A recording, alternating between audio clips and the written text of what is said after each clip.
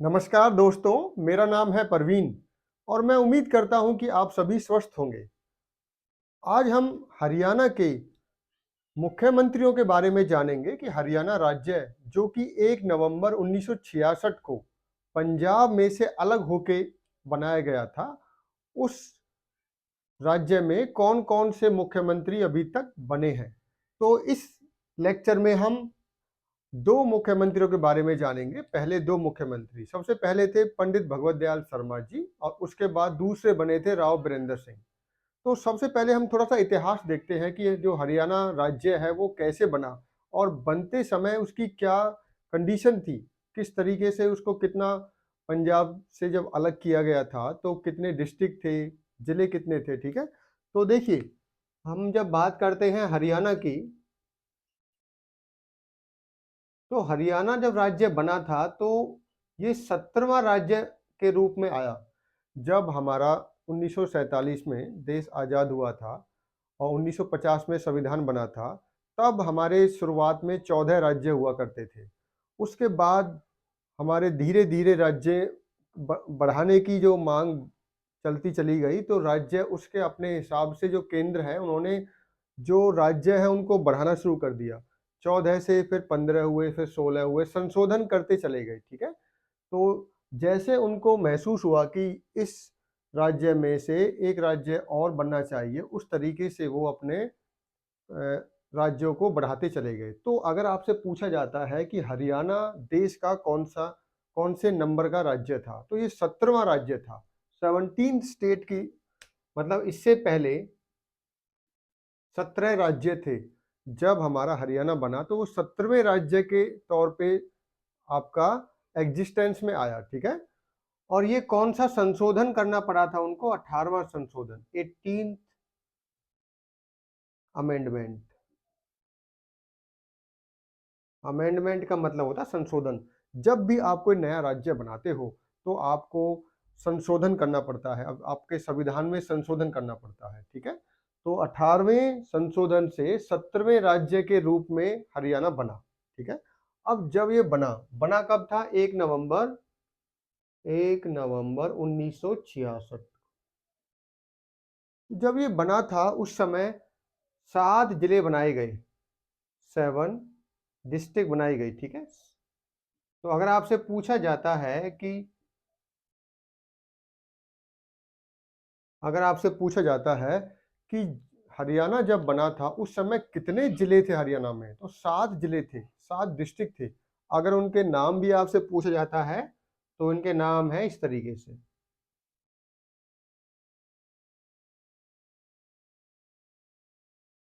ठीक है? आप इसको ऐसे याद कर सकते हो, घर जेके में। जी फॉर गुरुग्राम, ये क्या है? गुरुग्राम।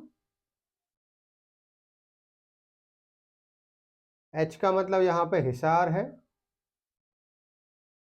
ई का मतलब यहाँ पे अंबाला है। आर का मतलब रोहतक है। जे का मतलब जींद है। के का मतलब करनाल है और एम का मतलब महेंद्रगढ़ है।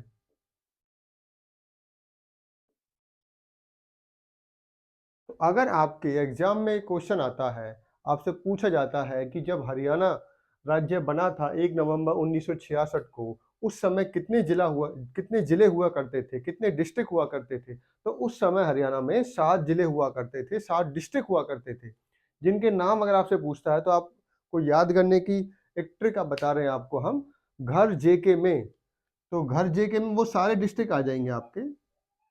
जी का मतलब होता है गुरुग्राम, पहले गुड़गांव जिसको हम बुलाते थे, अब गुरुग्राम है वो। एच का मतलब हिसार, ए का मतलब अंबाला, आर का मतलब रोहतक, जे का मतलब जींद, के का मतलब करनाल, एम का मतलब महेंद्रगढ़, ठीक है? तो ये वो जिले थे जो फॉर्मेशन के टाइम हरियाणा के बनते समय बनाए गए। उसके बाद धीरे धीरे बढ़ाते चले गए। अभी कमेंट बॉक्स में जल्दी से बताइए, अभी 1924 तक कितने जिले हैं हरियाणा में और सबसे लास्ट का जिला कौन सा बना, ठीक है?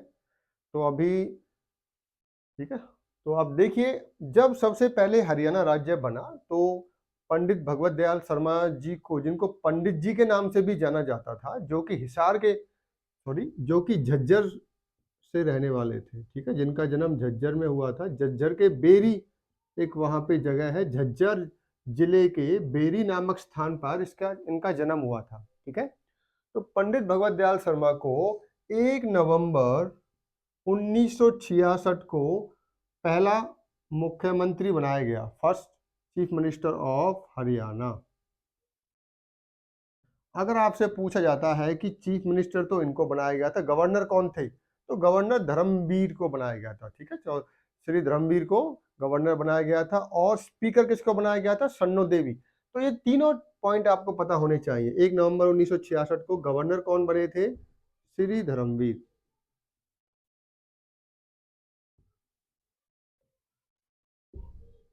ठीक है।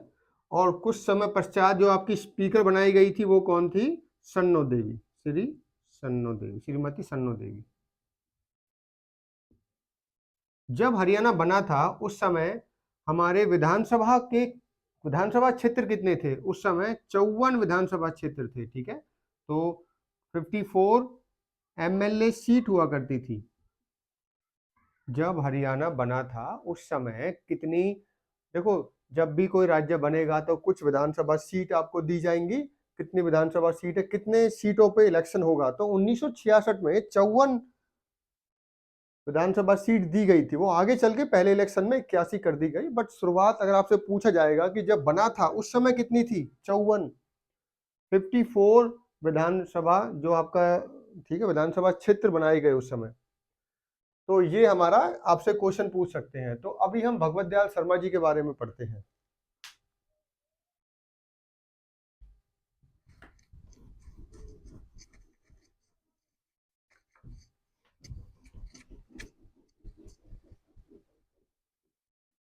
देखिए, पंडित भगवत दयाल जी झज्जर के रहने वाले। पंडित भगवत दयाल जी को 1 नवंबर 1966 को मुख्यमंत्री बनाया गया, ठीक है। और आपसे पूछा जाए अगर ये कितने समय तक मुख्यमंत्री रहे, तो इनका जो जो कार्यकाल था वो 2 भागों में बांट सकते हो आप, ठीक है। पहले आप इनको टोटल देख लीजिए, इनको 2 भागों में कैसे बांट सकते हैं हम। तो ये 1 नवंबर 1966 से लेके फरवरी 1967 तक, ठीक है, फरवरी 1967 तक सीएम रहे आपके। उसके बाद इलेक्शन हुआ। अभी तक देखिए इलेक्शन चुनाव हुआ नहीं है, बिना चुनाव के इनको अभी तक क्या बनाया गया है, मुख्यमंत्री। मुख्यमंत्री बनोगे तो चुनाव भी तो होगा, चुनाव करने के पश्चात जो उम्मीदवार जीतेगा, जो पार्टी जीतेगी, उसी का मुख्यमंत्री बनेगा। तो 19 फरवरी 1967 तक यही आपके क्या थे, मुख्यमंत्री थे। अब उसके पश्चात यहाँ पर इलेक्शन हुए। तो इलेक्शन कब हुए थे हमारे, पहला जो इलेक्शन हुआ था वो 21 फरवरी 1967 को हुआ था। 21 फरवरी 1967 को हरियाणा का फर्स्ट विधानसभा इलेक्शन हुआ था, विधानसभा इलेक्शन। तो अगर आपसे क्वेश्चन पूछा जाता है एग्जाम में कि हरियाणा का पहला चुनाव कब हुआ, ठीक है, तो पहला चुनाव 21 फरवरी 1967 को हुआ था। उस समय टोटल सीट कितनी थी, उस समय टोटल सीट थी 81, 81 विधानसभा सीट के लिए। देखिए 54 थी जब बनाया गया था, जब इलेक्शन हुआ तो वो 81 कर दी गई। तो 81 विधानसभा सीट्स के लिए क्या हुआ था, चुनाव हुआ था। अब जब चुनाव हुआ तो उसका परिणाम क्या हुआ, रिजल्ट क्या था, देखिए। उस समय कांग्रेस सबसे बड़ी पार्टी हुआ करती थी, ठीक है, तो कांग्रेस ही जीती वहां पर। तो आईएनसी, आईएनसी का मतलब है इंडियन नेशनल कांग्रेस, तो इंडियन नेशनल कांग्रेस वहां पे विनर रही थी। उनको मेजोरिटी चाहिए। देखो मेजोरिटी कब होती है, 81 सीट है, तो आप मेजोरिटी आप ऐसे समझिए, मेजोरिटी का मतलब होता है 50+1, 50% से एक ज्यादा। तो 81 है, तो जो भी 41 सीट लाएगा, ठीक है, वो ही विनर होगा। मतलब आपको बहुमत के लिए 41 विधायक आपके होने चाहिए, तब जाके आप कहोगे कि आपकी सरकार बनेगी, ठीक है। तो इंडियन नेशनल कांग्रेस के 48 सीटें जीती थी उस समय। कितनी जीती थी, 48। तो बहुमत से काफी ज्यादा था। देखिए 7 विधायक ज्यादा थे इनके बहुमत से। जो दूसरे नंबर की पार्टी थी उसका नाम था अखिल भारतीय जन संघ। अखिल भारतीय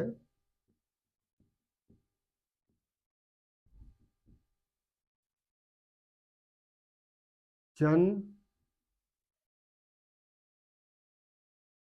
ठीक है, इसको अखिल भारतीय जन संघ के नाम से जाना जाता है, ठीक है।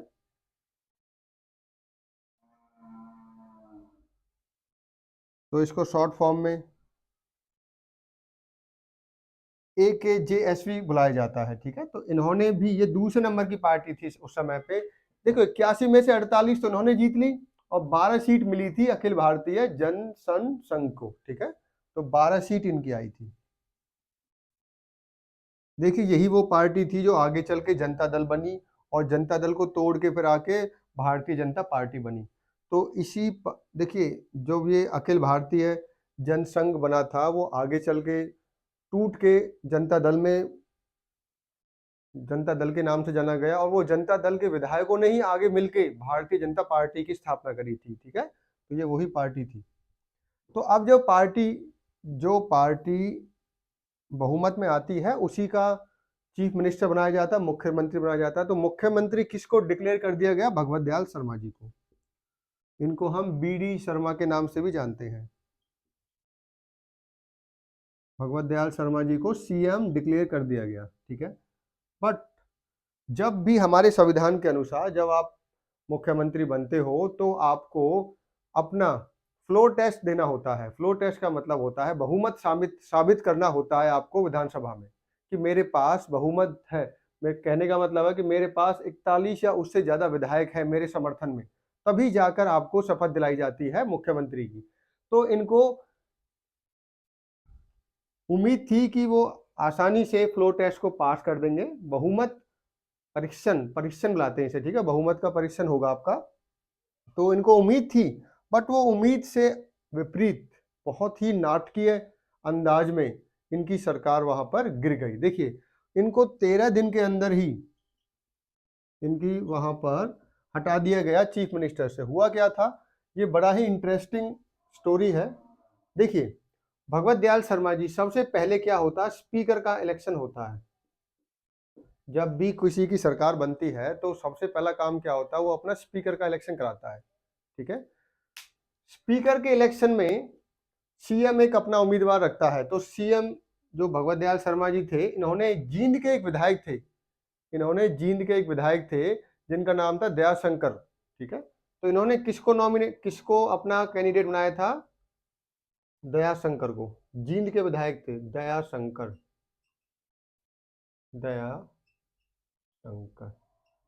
ये जींद से विधायक थे।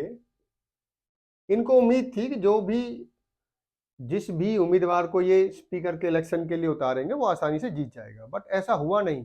कांग्रेस के ही कुछ विधायकों ने एक और उम्मीदवार का नाम उछाल दिया जिनका नाम था राव बिरेंदर सिंह। इनका क्या नाम था? राव बिरेंदर सिंह। देखो ध्यान से समझिए, अभी तो इलेक्शन स्पीकर का हो रहा है, अभी फ्लोर टेस्ट नहीं हुआ है। अभी तो जो नाटक हो रहा है वो स्पीकर के इलेक्शन में बहुत नाटकीय अंदाज से देखिए क्या हुआ। तो स्पीकर के इलेक्शन में जो भगवत दयाल शर्मा जो कि मुख्यमंत्री के उम्मीदवार थे, उन्होंने दयाशंकर जो जींद के विधायक थे उनको अपना कैंडिडेट बनाया। तो उनके पार्टी के ही कुछ विधायक थे, उन्होंने राव बिरेंदर सिंह का नाम आगे रख दिया, ठीक है। राव बिरेंदर सिंह का नाम, ये रेवाड़ी से थे, ठीक है, रेवाड़ी से विधायक बन के आए थे। अब ये उनको उम्मीद थी दयाशंकर जी जीतेंगे, बट जीत कौन गए? राव बिरेंदर सिंह। राव बिरेंदर सिंह ने इनको हरा दिया। और वो पहले, ये देखिए पहले जो स्पीकर थी वो सन्नो देवी थी, वो बिना इलेक्शन के बाद जो स्पीकर बने हैं पहले, वो राव बिरेंदर सिंह थे। तो अगर आपसे क्वेश्चन पूछा जाता है first male speaker of Haryana, ठीक है, पहला मेल स्पीकर कौन था हरियाणा का? राव बिरेंदर सिंह, ठीक है। फीमेल में सन्नो देवी का नाम आएगा। ओवरऑल अगर पूछा जाए सबसे पहले वो सन्नो देवी जी का नाम ही आएगा, ठीक है। तो सबसे पहले राव बिरेंदर सिंह यहाँ पर स्पीकर बने। अभी नाटक बाकी था, ठीक है। नाटक क्या था? अब फ्लोर टेस्ट की बारी थी। किसकी बारी थी? फ्लोर टेस्ट की। मेजोरिटी टेस्ट भी इसको बुलाते हैं, हम क्या बुलाते हैं इसको, मेजोरिटी टेस्ट भी नाम इसको दिया गया, मेजोरिटी टेस्ट। देखिए, मेजोरिटी टेस्ट में अगर 41 या उससे ज्यादा विधायक वोट कर देते इनके समर्थन में तो इनको इनको इनको यहाँ पर मुख्यमंत्री का पद मिल जाता, बट ऐसा हुआ नहीं।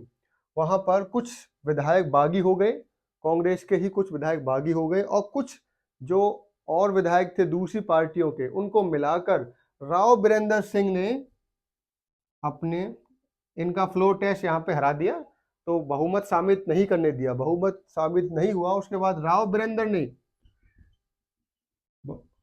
आजाद उम्मीदवारों के साथ और कुछ जो कांग्रेस के विधायक, ये खुद भी कांग्रेस के थे राव बिरेंद्र, ठीक है, खुद, और जो भी बागी नेता थे, ठीक है, जो भी कांग्रेस से बागी नेता थे उनको, और जो आजाद उम्मीदवार थे उनको सबको मिला के एक पार्टी बनाई थी अलग से, संयुक्त मोर्चा के नाम से।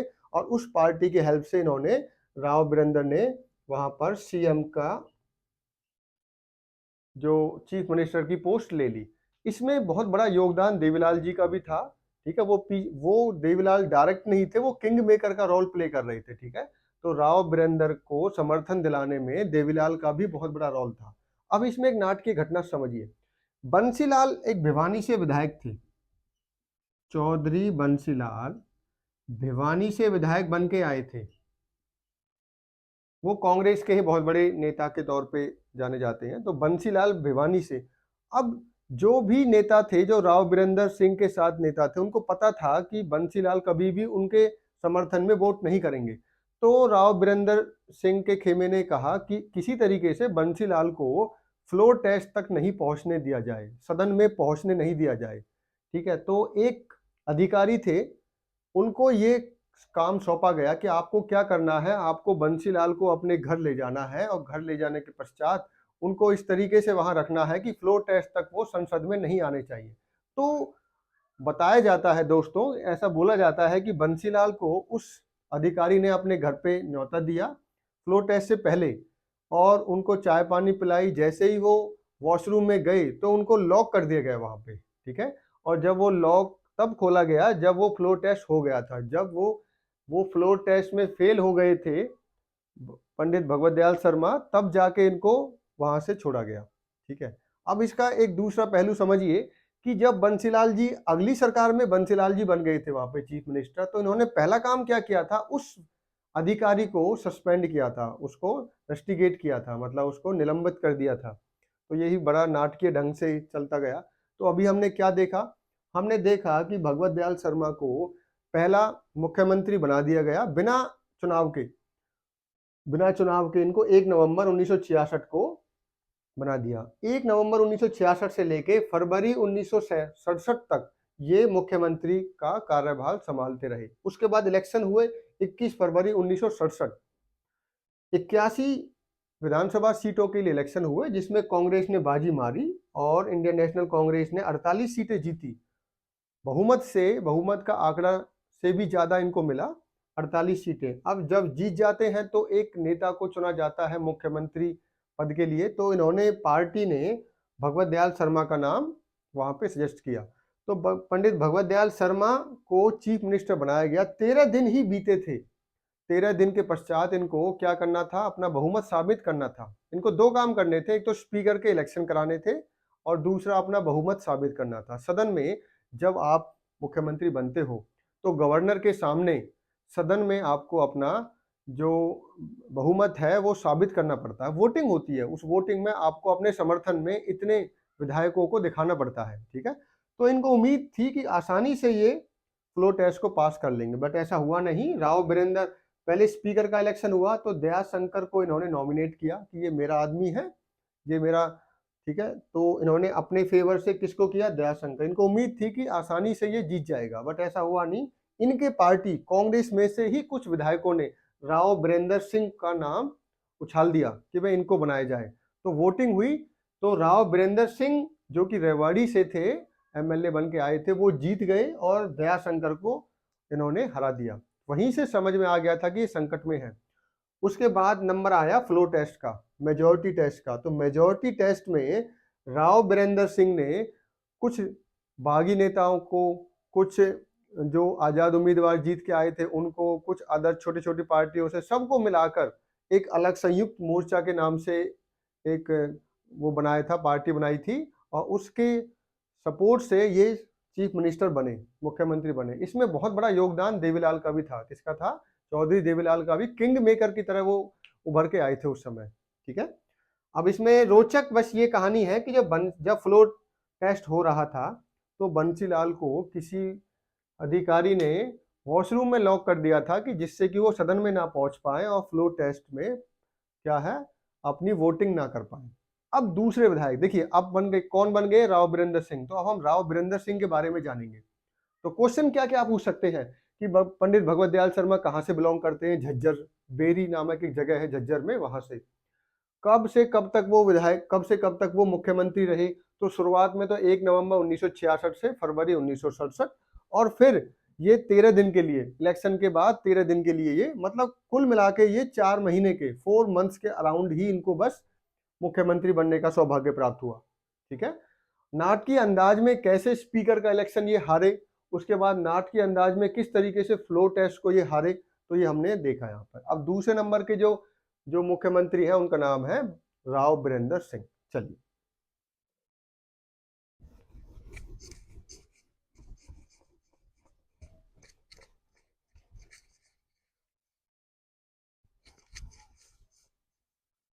देखिए, दूसरे जो हमारे मुख्यमंत्री बने वो थे राव बिरेंद्र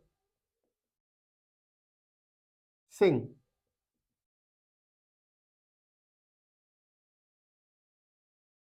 ये रेवाड़ी से बिलोंग करते हैं, ये रेवाड़ी जिले से विधायक बन के आते हैं, ठीक है? देखिए, अब आप ध्यान से समझिए, ये अगर इनकी जीवन के बारे में आपको पढ़ना है तो पहले मिलिट्री में भी थे, इन्होंने मिलिट्री में सर्विस दी। जब वॉर हो रहा था उस समय, लड़ाई हो रही थी हमारे, ठीक है, तो तब भी इन्होंने अपनी सर्विस दी। सर्विस देने के पश्चात ये अपने वहाँ पे आर्मी से रिजाइन दे के आ गए थे, फिर ये राजनीतिक में इन्होंने कदम रखा। देखिए, राव बिरेंद्र सिंह पहले इलेक्शन के बाद क्या है, को क्या बने? मुख्यमंत्री बने। मुख्यमंत्री ये किसके हेल्प से बने? किंग मेकर का रोल किसने प्ले किया था उस टाइम? चौधरी देवीलाल ने। और चौधरी देवीलाल ने ही इनकी सरकार को गिराया भी था, ठीक है? तो ये कब बने थे? सबसे पहला क्वेश्चन यही आएगा, कब ये मुख्यमंत्री बने? तो 24 मार्च 1967 को इनको मुख्यमंत्री बनाया गया। कब तक ये रहे? 20 नवंबर तक बने रहे, 20 नवंबर 1967। अब आपके दिमाग में ये प्रश्न आ रहा होगा कि इन्होंने अपना 5 साल का कार्यकाल पूरा क्यों नहीं किया? ये तो ये तो इनके पास तो समर्थन भी था, सब कुछ था, तो ये भी इनके साथ भी आया राम गया राम वाला सिस्टम हुआ। उस टाइम विधायक इधर से उधर बहुत होते थे। जो हरियाणा है वो पूरे देश में उस टाइम बहुत फेमस हुआ करता था कि इसके विधायक कभी यहाँ कभी यहाँ, पलटू राम की तरह उनको शो किया जाता था, ठीक है? तो एक बड़ा ही फेमस मुहावरा है कि आया राम गया राम, तो वो इस समय ही प्रचलित हुआ था। तो 24 मार्च से 20 नवंबर तक ये मुख्यमंत्री रहे, तो 7 महीने 21 दिन तक, 21 डेज। तो जो हमारे ना ये राव बिरेंद्र सिंह और पंडित भगवत दयाल शर्मा है, आप इनके कार्यकाल को क्या नहीं कर सकते हो? इनका आकलन नहीं कर सकते हो, क्योंकि इतने कम समय के लिए कोई मुख्यमंत्री क्या करेगा राज्य के लिए, ठीक है? तो इनको सौभाग्य प्राप्त नहीं हुआ शुरुआत में, ठीक है? तो इनको, जो हमारे पहले दोनों मुख्यमंत्री हैं, उनको बहुत कम कार्यकाल मिला मुख्यमंत्री के तौर पर। अब इसको ये क्यों सरकार नहीं चली, उसको समझिए। देखिए, जब राव बिरेंद्र सिंह को मुख्यमंत्री बनाया गया था तो उसमें चौधरी देवीलाल का बहुत बड़ा रोल था। चौधरी देवीलाल एक, वहां पे आपसे एक क्वेश्चन और पूछ सकते हैं कि डिप्टी डिप्टी चीफ मिनिस्टर कौन बने थे? डिप्टी चीफ मिनिस्टर भी बनाए गए थे। जब राव बिरेंद्र सिंह उस टाइम मुख्यमंत्री बने थे तो एक डिप्टी सीएम भी बनाया गया था जिनका नाम था चौधरी चांदराम, ठीक है? चांदराम के नाम से इनको जानते हैं।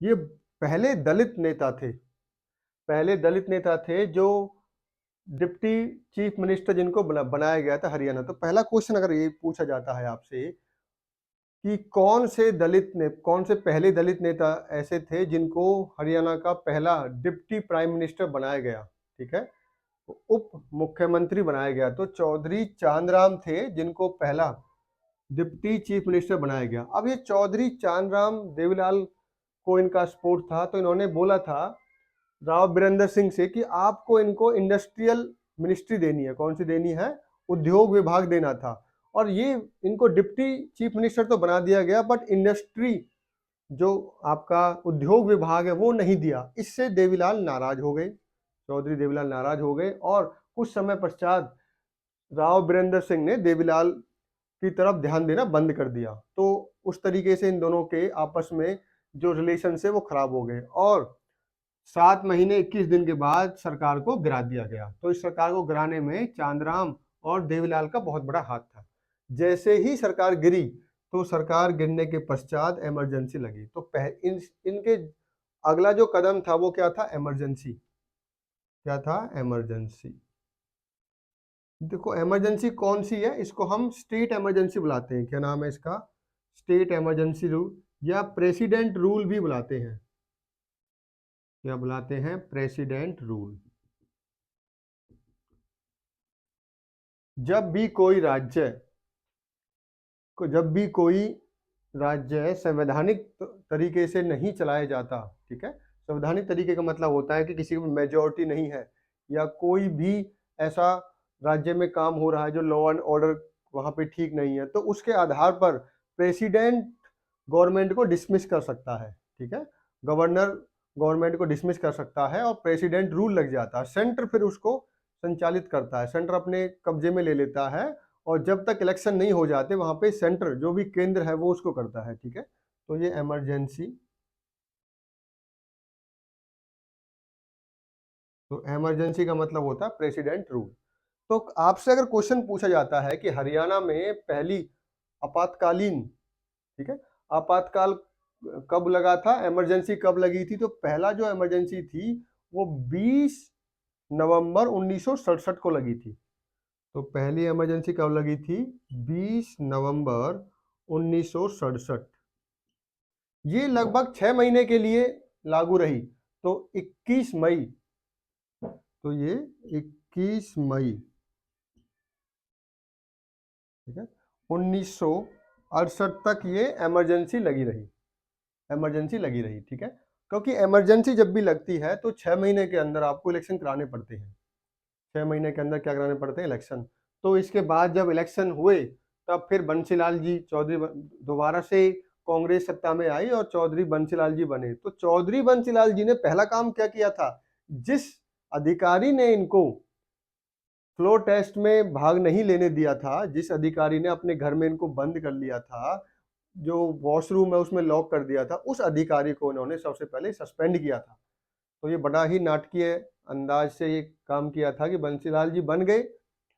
ये अगला हम जो नेक्स्ट लेक्चर में हम देखेंगे बंसीलाल जी किस तरीके से, जो देखिए इमरजेंसी के बाद इलेक्शन हुए, इलेक्शन में बंसीलाल जी वहां पर आपके मुख्यमंत्री बना दिए गए। पर मुख्यमंत्री बनने के सबसे पहले उनको दिमाग में क्या चल रहा था कि किसी अधिकारी ने मेरे साथ ये किया था, तो उसी अधिकारी को इन्होंने निलंबित किया था सबसे पहले, ठीक है।